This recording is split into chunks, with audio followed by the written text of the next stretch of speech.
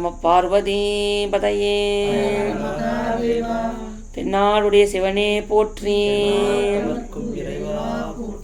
திருச்சிற்றம்பலம். இப்பொழுது திருவருட் பயன் 4வது அதிகாரமாக அருளது நிலையிலே நாம் சென்ற வகுப்பிலே நாம் புலன்கள், அதாவது புலன்களை உயிர் செலுத்துகின்றது, அந்த உயிரை இறைவன் திருவருள் செலுத்துகின்றது. அதை நம்ம என்னதுங்க, புலன்கள் உயிரை, அதாவது உயிர் புலன்களை செலுத்துகின்றது என்பதை புலன்கள் அறியாது. அதே போல் உயிர் இறைவன் செலுத்துகிறான் என்பதை உயிரும் அறியாது. எல்லாம் திருவருளால் நடக்கின்றது என்பதை உயிரும் தெரிந்து கொள்ளாது என்பதை நாம் சென்ற குறட்பாவினை சிந்தித்தோம்.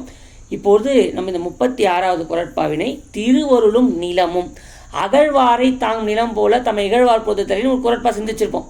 எப்படி நம்ம ஒரு நிலத்தை நம் தோண்ட நிலமானது தன்னை தாங்கிக் கொள்கின்றதோ, அதே போல அகழ்வாரை தமிழ் தம்மை இகழ்வார் பொறுத்தல் தலை. நம்ம யாரும் நம்ம என்ன கஷ்டப்படுத்தினா கூட நம்ம என்ன பண்ணணுங்க, அவங்கள ஏகுதல் கூடாது, அவங்க நம்ம திட்டக்கூடாது. அவங்க என்ன சொல்லியிருப்போம், நம்மளுக்கு எதுக்குங்க வந்தது, நம்மளுக்கு என்ன அப்படின்னு போயிடணும். அது அகழ்வாரை தாங்கும் நிலம் போல தம்மை இகழ்வார் பொறுத்தல் தலை. இது குறட்பா. இப்போ நம்ம திருக்குறள் இது. அப்போ நம்ம இகழ்வா, அப்போ நிலத்தில் எவ்வளோ பேர் தோன்றோம்.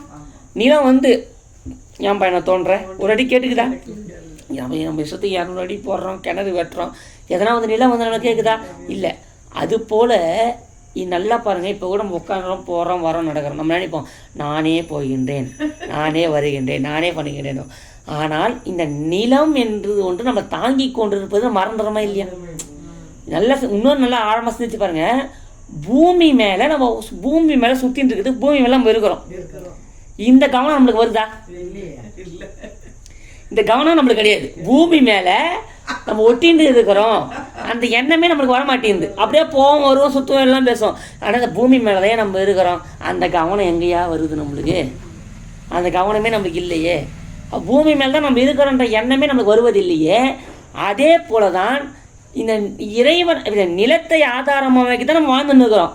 அதே போல தான் அதை நம்ம மனசில் வைப்பது கிடையாது. அதே போல தான் இறைவனை ஆதாரமாக கொண்டு தான் இந்த உயிர்கள் இருக்கின்றது. அதனை உயிர்கள் கருதுவது கிடையாது.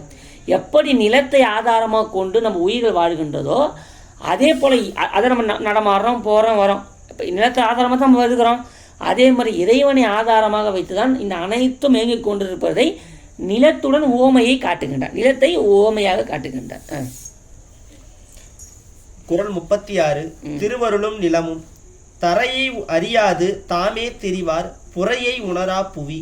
பொருள்: நிலமே எல்லாவற்றிற்கும் ஆதாரமாயிருந்து அனைத்தையும் தாங்கி நிற்கிறது. ஆயினும் மாந்தர் தம்மை தாங்கி நிற்பது நிலம் என்பதனை சிறிதும் நினைத்து பார்ப்பதில்லை. நிலத்தில் உதவியை அறவே மறந்து தாமே தமக்கு ஆதாரம் என்று எண்ணி திரிவார். அதுபோல திருவருள்தான் தம்மை தாங்கி நின்று நடத்துகிறது என்பதனை சிறிதும் உணராமல் உயிர்கள் இவ்வுலகில் வாழ்கின்றன. சொற்பொருள்: தரையை அறியாது மாந்தர் நிலத்தின் மேல் வாழ்ந்தும் நிலம்தான் தம்மை தாங்கி நிற்கிறது என்பதை நினையாமல் தாமே திரிவார், தாமே தமக்கு ஆதாரம் என்று எண்ணி திரிவார். அதுபோல புவி உயிர்கள் புறையை உணரா திருவருளால் எல்லாவற்றையும் பெற்று நின்றும் அவற்றை தந்து தம்மை வழி நடத்துவது திருவருள் என்பதை சிறிதும் உணர்வது இல்லை. விளக்கம்: திருவருளே ஆதாரம். இறைவனது திருவருள் அவனது திருவடியாக சொல்லப் பெறும். அளவிடற்கரிய இறைவனது பெருமையை கூற வந்த மணிவாசகர் அவனது திருவடி கீழுலகும் ஏழினுக்கும் கீழாக உள்ளது என்றும் கூறுகிறார்.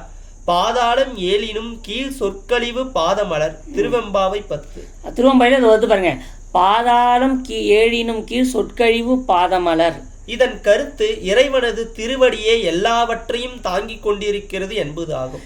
இறைவன் அடிமுடியை தேடி பிரமனும் மாலும் சென்றார்கள். ஆனால் இறைவனுடைய முடியையும் அடியும் காண முடியல. ஏன்னா அவர் 14 லோகங்களும் பல அண்டங்களையும் பல யுகங்களையும் கடந்து நீண்டார். இதில் தலாதல பல கீழ் உலகம் 7 மேல் உலகம் 7 இது இப்போதைக்கு. ஆனால் பல உலகங்களையும் பல அண்டங்களையும் கடந்து கீழும் வானலாவிய வானத்திலையும் கீழையும் நம்ம சுவாமி நீண்டு இருந்தார். அதான் நம்ம அண்ணாமலை ஜோதியாக நின்றார். அந்த ஜோதியாகிய அக்னி பிழம்பினை அடிமுடி தேடி ஆணவமாகியதை நம்ம முனைப்பு அற்று அதை நீங்கி தன்னுடைய வெறுமையை உணர்ந்தார்கள். நம்மளால் சுவாமி கண்டுகொள்ள இயலாது, அதான் சாமி அந்த செருக்கையை நீக்கினார். அப்போ அது நம்ம என்ன அர்த்தம்னு சொன்னால், அப்போ இறைவன் பாதாளம் 7 கீழ் சொற்கழிவு பாதமலை. அப்போ கீழ் உலகம் 7, அதை தாண்டியும் இறைவன் திருவடி அதை பாதாளம் 7 கீழ் சொற்கழிவு பாதமலர். அவனுடைய திருவடி புகழ்ச்சி சொல்லணும்னா அது எவ்வளவோ சொல்லிக்கிட்டே போகலாம். அதை சொல்லிய பாட்டின் பொருள் உணர்ந்து சொல்வார் செல்வர் சிவபுரம் நடிக்கப்பட சொல்லிய அதை சொல்லி திருவடி கீழ், அவனோட திருவடி கீழே முச்சிடணும். அதுக்கு மேலே அவனை சொல்ல முடியாது. அதான் வானாகி உன்னை என் சொல்லி வாழ்த்துவனே. அவன் என்னங்க சொல்லி வாழ்த்த முடியாது. அப்போ சொல்லி இறந்த தன்மை சாமியை வாழ்த்த நம்ம புறப்படணும்னா சொல்லி இறந்து போயிடும். சொற்கள் இறந்து போகக்கூடிய சூழ்நிலை கூட சுவாமியோட பெருமையை சொல்லணும்னா அவனோட பெருமையை சொல்ல முடியுமா? அவன் எப்பேற்பட்ட தன்மை உடையவன். இந்த உயிர்கள் அதை நம்ம உணரத்தான் முடியும். உணர்ந்தால்தான் அதை பெற முடியுங்க, இல்லைன்னா பெற முடியாது. அது நம்ம உள்ளுக்குள்ளே அதை உணரணும். சுவாமி நீ இப்படி இருக்குதே, உன்னோட கருணை எப்பேற்பட்ட கருணை. இந்த உலக வாழ்க்கை அதான் சொன்ன மாயை வாழ்க்கையை மெய்யென்றெண்ணி மதித்திடா வண்ணம் நல்கினான். இந்த உலக வாழ்க்கை பொய்யாயிற்று. இந்த உலக வாழ்க்கை பொய்யிலே கிடந்து பொய்யிலே நாம் புரந்து கொண்டிருக்கிறோமே. நம்ம மெய்யை தேடுவது எக்காலம்? அப்படிப்பட்ட மெய்ப்பொருளை நாம் தேடி மெய்யாக நாம் இருக்க விரும்பக்கூடாதா? நம்மளுடைய அஜ்ஞானமாகிய மாயை நம்ம சுவாமி நீக்கக்கூடாதா? இறைவனை முறையிட்டு சொல்லணும், இறைவா என்னை மனமாயி பேயை பிடித்து அடக்கு. அப்படிப்பட்ட எனக்கு ஆசை நீக்கு, என்னோட பேர் ஆசை ஒழி, எனக்கு ஆசையே வேண்டாம். எனக்கு ஆசை எனக்கு ஒன்றே கிடையாதுப்பா. யாதனை நீங்கியா நோதல் அதனின் இளன். ஆசை விட விட ஆய் வரும் இன்பம், ஆசை பெற பெற துன்பம் தான். அப்போ நம்ம ஆசை படப்பட ஆய் வரும் துன்பம், ஆசை விட விட இன்பம் தாமே. அப்போ நம்ம ஆசைப்பட்டோன்னா துன்பம் தான், ஆசை விட விட இன்பம் தாமே. அடைய பெருமக்கள்லாம் இதை நல்லா கவனமாக வச்சுக்கணும். பாருங்கள், நம்ம வாழ்க்கை எதை நோக்கி போய் கொண்டு இருக்கிறது, எதை நோக்கி போகுதுன்னு வாழ்க்கை தெரியல. ஏதோ நம்ம போகிறோம், பணம் சம்பாதிக்கிறோம், வரோம், யாருக்காக உழைக்கிறோம், எதுக்காக பண்ணுறோம், எதுக்கு ஒன்றுமே தெரியுதா பாருங்கள். ஏதோ நம்ம ஒரு புகழ்ச்சிக்காக கொஞ்சம் வாழணும், நம்ம நல்லா கௌரவமாக வரணும், ஒரு சட்டை போ வாங்கணும், நம்ம நல்லா ஒரு கார் வாங்கணும், எதுக்கு சம்பாதிக்கிறோம், என்ன பண்ணுறோம், என்ன போகிறோம். கண்ணெதிர்க்க ஒருத்தர் பிறகுறாரு, இருக்கிறாரு, இறக்குறாரு. அவங்களாம் பார்க்கும்போது இந்த உலக வாழ்க்கை மேலே ஒரு வெறுப்பு வருது. அப்போ இந்த உலக வாழ்க்கையை பார்த்து வெறுப்பு வந்து நமக்கெல்லாம் இதோட போதும் பிறவி என்று சொல்ல தான் தோணுகிறத ஒழிய பிறவி வேண்டும் என்றது நமக்கு தோண மாட்டேங்குது. அப்படி மீண்டும் இல்லை பிறவி கேட்குறாங்கன்னா அவங்கள பார்த்தா நம்ம சந்தோஷம் தான் பண்ணும்போது அப்போ அவங்க பெரிய எப்படின்னா நம்மளுக்கு பயமாக இருக்குது. அப்புறம் இந்த ஆழ்ந்து உற்று நோக்கினால் இந்த பிறவி நம்மளுக்கு துன்பமாக தெரியும். ஏன்னா இந்த பார்க்கும்போது இன்பமாக தெரியலாம், ஆனால் இது பிறவி நம்மளுக்கு துன்பம் தான். அதை நம்ம குருநாதர் சொல்கிறார், இந்த உலக வாழ்க்கை என்பது துன்பத்தின் கூடு. நல்லா பார்த்துங்க, நம்ம இருக்கக்கூடிய வீடு வேணால் வசதியாக இருக்கலாங்க, வீடு வசதியாக இருக்கலாம், ஓட்டு வீடு மாடி வீடு எல்லாம் வசதியாக இருக்கலாம். நம்ம படுக்கிறதுனாவும் நம்ம உடம்பு அளவு தான் படுப்போம். வீடு எவ்வளோ பேர் வசதியாக கட்டினா கூட நம்ம படுக்கிறது நம்ம உடம்பு அளவு தானே படுக்கிறோம். பங்களா வீடு கட்டு பங்களா அளவு படுக்கிறோம். உடம்பு எந்த அளவோ அந்த அளவு உடம்பு படுது. சரி, எவ்வளோ சுகமாக ஏசி பெட்டு எல்லாம் வாங்குகிறோம், தூங்கும் போது இன்பமாக நினச்சி தூங்குறோமா இல்லையா? ஐயோ என் ஏசி, என் கட்டில், என் பெட்டுங்க, நான் சந்தோஷமாக தூங்க போகிறேங்க அப்படின்னு நல்லா கண்ணை மூடி தூங்குறேங்க. தூங்குற வரைக்கும் நல்லா செட்டில் பண்ணி தூங்குறோம். தூங்கிட்ட உடனே நான் இப்படி தான் தூங்குறேன்ற இன்பம் நம்மளுக்கு வருதா? தூங்கி எழுந்த உடனே நம்ம படுக்கும்போது செட்டிங்காக படுப்போம், பெட்ஷீட்லாம் போட்டு நீட்டாக பர்ஃபெக்டாக படுப்போம். எழுந்து பார்த்தா எப்படியோ பத்துன்னு இருப்போம்.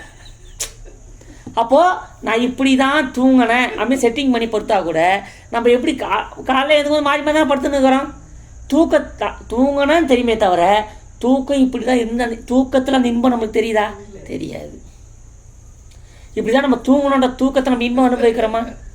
அதே போல் தான் இந்த உலக வாழ்க்கை. நம்ம இவ்வளோ நாள் வாழ்ந்து முடிச்சா கூட நம்ம என்னையா இது பண்ணோம், பிளாங்காக அது ஒன்றுமே கிடையாது. அப்போ இந்த இறைவனை வழிபாடு பண்ண இந்த புண்ணியம் தான் நம்மளுக்கு. அப்போ நம்ம சிந்திச்சு பார்த்தா நம்மளுக்கு தெரியணும். அப்போ இந்த உலகம் இவ்வளோ பெருசாக இருந்தாலும் கூட நம்ம இந்த உலக வாழ்க்கை என்பது நம்மளுக்கு துன்பத்தின் கூடு. அப்போ இவ்வளோ பெரிய வீடு இவ்வளோ பெரிய இடத்துல கட்டினா கூட சந்தோஷமாக தூங்கினா கூட உயிர் எங்கே இருக்குது, இந்த வீட்டுள்ள தான் இருக்குது, இந்த வீட்டில் இல்லை. அது கரெக்டாக இல்லையா?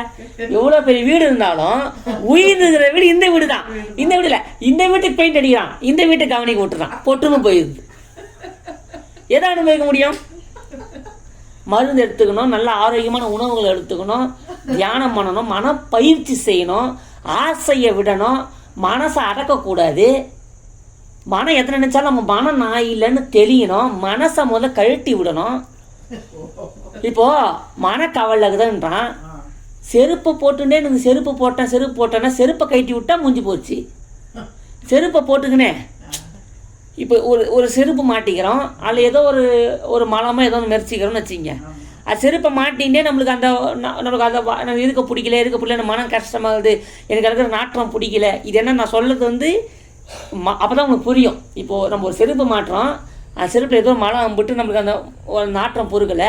நம்ம என்ன பண்ணுறோம், இதை நம்ம நாற்றம் நாற்றம் வருது அப்படின்னு நினச்சிக்கிட்டே இருந்தால் அது நீங்குமா நம்மளுக்கு? அப்போ எப்படி கழட்டி விட்டுட்டா முடிஞ்சு போச்சு இல்லை? அதே போல் தான் மனசு இது நினைக்குது, மனத்தை கழட்டி விட்டுரு. மனமே நான் கிடையாதுங்க, மனமே நம்ம கிடையாது. அது ரொம்ப மூலம் தெரியுமா? மனசு நம்ம கிடையாது, இந்த உடம்பு நம்ம கிடையாது, கருவிக்காரன் நம்ம கிடையாது, எதுவுமே நாம் இல்லைன்னா எதுவுமே இல்லைன்னு நம்ம நீ சொல்கிறோம் பார்த்தியா, அதுதான் நம்ம. இங்கே பாருங்க, உடம்பு நான் இல்லை. இங்கே பாருங்க நல்லா பாருங்க, உடம்பு நான் இல்லை, கருவி நான் இல்லை, மனம் நான் இல்லை, இந்த புலன்கள் நான் கிடையாது, அந்த கரணம் நான் கிடையாது, தத்துவங்கள் நான் இல்லை, தாக்குது நான் கிடையாது, எதுவுமே இல்லை. அப்போ உயிர் எதியா? எதுவுமே இல்லைன்னு ஒன்று சொல்லிச்சு பார்த்தீங்களா? இப்போ நம்மளுக்குள்ள இருந்தே இது எதுவுமே நான் இல்லைன்னு ஒன்று சொல்லிச்சு பார்த்தீங்களா? அதுதான் நாமுங்க. அந்த எதுவுமே இல்லைன்னு சொன்ன நீங்கள் நோக்க ஆரம்பிச்சிட்டிங்கன்னா அதுவாக நிற்பீங்க. இன்ப துன்பம் உங்களுக்கு கிடையாது. அதாவது தத்துவங்கள் எப்படின்னா, தத்துவம்னா என்ன அர்த்தம் அதை சொல்லுவார் ஒருத்தர். என்ன அது தத்துவங்கள்னா ஃபிலாசபி. தத்துவம்னா ஐயா அப்படின்னா சொல்கிறவங்களுக்கு புரியும், கேட்குறவங்களுக்கு புரியாது. இது தத்துவம். சரி, மகா தத்துவம்னா என்னென்னா சொல்கிறவங்களுக்கும் புரியாது, கேட்குறவங்களுக்கும் புரியாது. இது மகா தத்துவம். அப்போ அடியே சொன்னது என்னென்னா, இது தத்துவத்தை சரி மகா தத்துவம் இதுதான் உண்மை. இப்போ நான் சொல்கிறது உங்களை அறிவில் விளங்கிட்டு தான் பெரிய விஷயம்தான். இது எதுவுமே நான் இல்லைன்னு புரிந்து அதை நீங்கணும். இதான் இல்லை மனசு பாருங்க. மனன்றது ஒரு ஒரு பியானோ மாதிரிங்க. மனன்றது ஒரு பியானோ. அந்த மனன்ற அந்த பியானோவில் இப்படி அழுத்திங்கன்னா பைன்னு ஒரு சவுண்டு வரும், ஒன்று வரும். அழுத்திங்கன்னா சவுண்டு வரும். அது என்ன அர்த்தம்? நீங்கள் எதை அமுக்குறீங்களோ அந்த சவுண்டு வரும். திடீர்னு டக்குன்னு ஒரு பிஜிஎம் எடுக்கிறேன், ஒரு நாளும் அந்த பியூனை போட்டோன்னா அது பாட்டு வரும், வருதா இல்லையா? அப்போ என்னதுன்னா அந்த மனசில் நீங்கள் எதை தொடுறீங்களோ அந்த சிந்தனை வரும். கனகாமா இப்படி பண்ணிட்டாங்க, அதை தொட்டிங்கன்னா அந்த அவங்க பண்ணதெல்லாம் ஞாபகம் வரும், வருதா இல்லையா? இப்போ மங்கை ரகசியமாக பார்த்தும் பார்க்காம போகிறாங்க, அது தொட்டிங்கன்னா அது எதை தொட்டுறீங்களோ அந்த செயல் பட்டம் தான் கொடுங்க, சிந்தனைக்கு கொடுக்கும். இதுதான் மனம். இப்போ நம்ம என்ன பண்ணுறோம், அதை அழுத்தி விட்டுட்டு ஐயோ ஞாபகம் வருது இது எப்படி மறக்கிறதுனா அழுத்தனா ஞாபகம் வரும், அழுத்தலைன்னா ஞாபகம் வருது. நம்ம தான் இப்போ இதை அழுத்துறோம், நம்மளாம் அது ஞாபகம் வந்து வருத்தப்படுறோம். இது எங்கே போய் சொல்கிறது? பற்றத்தும் நம்ம அதை வெறுக்கத்தும் நம்மளான்னா அறிவு நம்மக்கிட்ட தான் இப்போ அந்த அறிவு வேலை செய்யலை. அப்போ அது எப்படி இதுனா ஐயா இது எப்படி தெரியுதுன்னா, அப்போது பாருங்கள், இப்போ ஒரு பியானோ இருக்குது, தொட்டனா சவுண்டு வருதேன்னு மறுபடியும் தட்டினா சவுண்டு வருமா வராதா? சவுண்டு வருதுன்னா வந்துக்கினே இருக்கும். அது தோற்றத்தை விட்டுட்டா அந்த எண்ணம் போயிடும். அப்போ ஒரு எண்ணங்கள் வருதுன்னா அந்த எண்ணங்களை நான் மறக்கணும்னு நினச்சிங்கன்னா மறக்காது. அதே மாதிரி எண்ணம் வந்துச்சுன்னா அந்த எண்ணத்தை பற்றி நினைக்க நினைக்க பலப்படுத்தி போகும் வரும். அடுத்த வேலைக்கு பண்ணிங்கன்னா அது போயிடும். அடுத்த கட்டத்துக்கு போயிட்டே இருந்தோன்னா எண்ணங்கள் வரும் எண்ணங்கள் வரும். அதுக்காக நான் வந்து ஐயா சொன்னாங்க போகணும் மறுபடியும் இது வருதுன்னா கவலைப்படாதீங்க. மனன்றது பற்றும் விடும், வரும் போகும், வரும் போகும், வரும் போகும், ஞாபகம் வரும் மறக்கும், ஞாபகம் வரும் மறக்கும். ஏன்னா மனன்றது ஆழ் மனத்தில் பதிவு பண்ண விஷயம் நம்ம ஞாபகம் வந்துக்கிட்டே இருக்கும். அப்போ நம்ம அடியன் இப்போலாம் பேசுறது நம்ம சத்சங்க கோயிலுக்கு வரதுல ஆழ் மனத்தில் பதிவாயிருக்குது. இப்போ நேற்று சாப்பிட்டது ஞாபகம் இருக்காது, ஆனால் மயூர் நகர் கோயில் ஞாபகம் ஏன்னா ஆழ் மனத்தில் பதிவாயிடுச்சு. ஆழ் மனத்தில் பதிவான விஷயம் அதிகமாக இருக்காது. இப்போ டூருக்கு போவோம், டூருக்கு போனால் சாமி வந்துடும், அங்கே என்ன சாப்பாடு சாப்பிட்டா ஞாபகம் வச்சுருக்கோம், இந்த இடத்துல சாப்பாடு சாப்பிட்டோம் நல்லா இல்லை. இப்போ நம்ம உமா இருக்கிறாங்க கோயிலுக்கு போகிறோம் வரோம், அன்னைக்கு விழுந்துட்டாங்கன்னு சொன்னாங்க, அது ஞாபகம் இருக்குதா இல்லையா? எல்லாம் சாமி கூட வந்துடுவோம், அன்னைக்கு நடந்த இன்சிடென்ட் யாருக்குமே இருக்காது.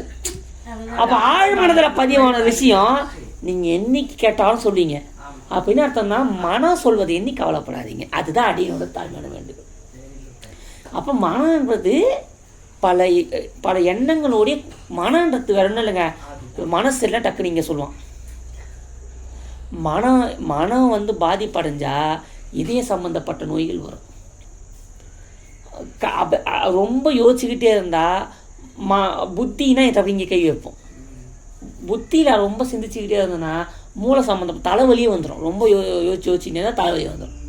மனக்கவலையாக இருந்தால் மனப்படப்படுப்பு வந்துடும். மனசுங்கிறது இங்கே தான் இருக்குது. அப்போ இது நம்ம என்ன சிந்திச்சிங்கன்னா அடியார்கிட்ட வாழ்க்கையை இயல்பாக போக்குள்ளே விட்டுடுங்க, அது பாட்டுன்னு போவாகிட்டே போகும். நீங்கள் வேண்டனாலும் வாழ்க்கை நகர்ந்துங்கன்னு தான் போகுது. நீங்கள் விரும்பினாலும் அந்த நேரத்தை நீங்கள் எப்படி பயன்படுத்தல அதுவாக நீங்கள் ஆக போகிறீங்க, அவ்வளோதாங்க. நீங்கள் எதையுமே வடிவமைக்க வேணாம், அது நகர்ந்துனே போகுது. தனியாக இருந்தாலும் நீங்கள் கூட்டத்தில் இருந்தாலும் நீங்கள் எதை செய்கிறீங்களோ அதுக்கான இன்பத்துன்பம் தான் உங்களை வரப்போகுது. அது உங்ககிட்ட தான் இருக்குது. அந்த நேரத்துக்கு சரியாக பயன்படுத்தினா சரியான அதுக்கான பதில் வரப்போகுது, தவறாக பயன்படுத்தினா அதுக்கான பதில் உங்களை சார்ந்து வரப்போகுது. பிரபஞ்சத்துக்கிட்ட நீங்கள் என்ன கேட்குறீங்களோ அது கண்டிப்பாக கொடுக்க இறைவன் ரெடியாக இருக்கிறார். என்ன சுவாமி நாங்கள் நல்லா இருக்கணும் அப்படி நல்லதே நினச்சா நல்லா இருக்க போகிறோம். இல்லை ஆரம்பிக்கலாம். குறள் 36 திருவருளும் நிலமும். இது சொற்பொருள். தரையை அறியாது மாந்தர் நிலத்தில் மேல் வாழ்ந்தும் நிலம்தான் தம்மை தாங்கி நிற்கிறது என்பதை நினையாமல் தாமே திரிவார், தாமே தமக்கு ஆதாரம் என்று எண்ணி திரிவார். அதுபோல புவி உயிர்கள் புறையை உணரா திருவருளால் எல்லாவற்றையும் பெற்று நின்றும் அவற்றை தந்து தம்மை வழிநடத்துவது திருவருள் என்பதை சிறிதும் உணர்வதில்லை. விளக்கம். திருவருளே ஆதாரம். இதுவரைக்கும் படிச்சுட்டு போகணும். திருவருளே ஆதாரம் அன்றாட வாழ்க்கையில் உணரலாம். அன்றாட வாழ்க்கையில் உணரலாம். இத்தகைய திருவருளை எல்லோரும் அவருடைய வாழ்க்கையில் நன்றாக உணரலாம். வாழ்க்கையில் ஒவ்வொரு கணத்திலேயும் உணரலாம். அதற்கு மனம்தான் வேண்டும். எதிர்பாராத நிகழ்ச்சிகள் நம் வாழ்க்கையில் எத்தனையோ நடக்கின்றன. சான்றுக்கு ஒன்றை எடுத்து காட்டலாம். ஒரு திரைப்படம் பல மாதங்களாக ஓடிக்கொண்டிருக்கிறது. அதில் அப்படி என்னதான் இருக்கிறது என்று பார்க்க வேண்டும் என்று ஆசை நமக்கு இருக்கிற ஆசை மனைவிக்கும் இருக்காதா? ஆகவே அவளையும் அழைத்து செல்லலாம் என்று முடிவு செய்கிறோம். ஒரு நண்பரோடு தொலைபேசி மூலமாக தொடர்பு கொண்டு அந்த படத்திற்கு 2 நுழைவுச்சீட்டுகள் வேண்டும் என்று சொல்லுகிறோம். அவரும் மாலை 5 மணிக்கு கொண்டு வந்து தருவதாக வாக்களிக்கிறார். அது அவரால் மட்டுமே முடியும். அதன்படி நாமும் காத்திருக்கிறோம். அந்த நேரமும் வந்தாயிற்று. ஆனால் அவர் வரவில்லை. நேரம் செல்ல செல்ல நம் மனம் பதைக்கிறது. அவரோ கடைசி வரையில் வரவே இல்லை. எப்படி இருக்கும் நமக்கு? அந்த நண்பரை மனதிற்குள் திட்டி தீர்க்கிறோம். மறுநாள் காலையில் செய்தித்தாளை பார்த்ததும் நாம் அதிர்ந்து போகிறோம். நாம் போக இருந்த அந்த திரையரங்கு தீப்பற்றி கொண்டதாம். தீக்கு பலியானோர் பலர். உயிர் அச்சத்தோடு ஓடிய மக்கள் கூட்டத்தில் மிதிப்பட்டு மாண்டோர் மிக பலர். படுகாயங்களோடு மருத்துவமனையில் சேர்க்கப்பட்டோர் இன்னும் பலர். இந்த சோகச் செய்தியை படித்ததும் நேற்று அந்த நண்பர் வராததே நல்லதாய் போயிற்று என்று நினைக்கிறோம். அவர்தான் நம்மை காப்பாற்றியதாக கருதுகிறோம். இறைவனுடைய திருவருள் என்று நினைக்க நமக்கு மனமில்லை. மாந்தரது செருக்கு. எல்லாம் நலம் தீங்குகளையும் திருவருள் வருவிக்கிறது என்பதை உணராமல் மாந்தர் நன்மை வரும்போது நம்முடைய பெருமையால் அதனை அடைந்தோம் என்று செருக்கு கொள்கிறார்கள். தீங்கு வரும்போது பிறர் செய்தார் என்று எண்ணி கோபம் கொள்கிறார்கள்.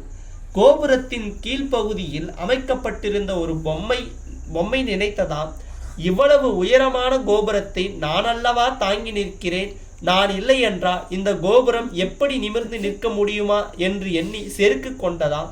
அதுபோல மாந்தர் திருவருளை மறந்து தாமே மற்றவர்களை தாங்குவதாக எண்ணிக்கொள்கிறார்கள். நான் இத்தனை பேருக்கு தலைவன் என்று அகந்தை கொள்கிறார்கள். இது எது போன்றது எனில், எல்லாரையும் எல்லாவற்றையும் தாங்குவது நிலமாக இருக்க அதனை மறந்து அவரவரும் தாமே தமது ஆற்றலால் நிற்பதாகவும் உழவுவதாகவும் கருதி கொள்வது போன்றதாம். இது எது போன்றது எனில், எல்லாரையும் எல்லாவற்றையும் தாங்குவது நிலமாக இருக்க அதனை மறந்து அவரவரும் தாமே தமது ஆற்றலால் நிற்பதாகவும் உழவுவதாகவும் கருதி கொள்வது போன்றதாகும். அதாவது பல சிந்திச்சு பார்த்துக்கணும். இதுதான் நம்ம இந்த குறட்பா வலியுறுத்துகிறது. திருச்சிட்டம்பலம்.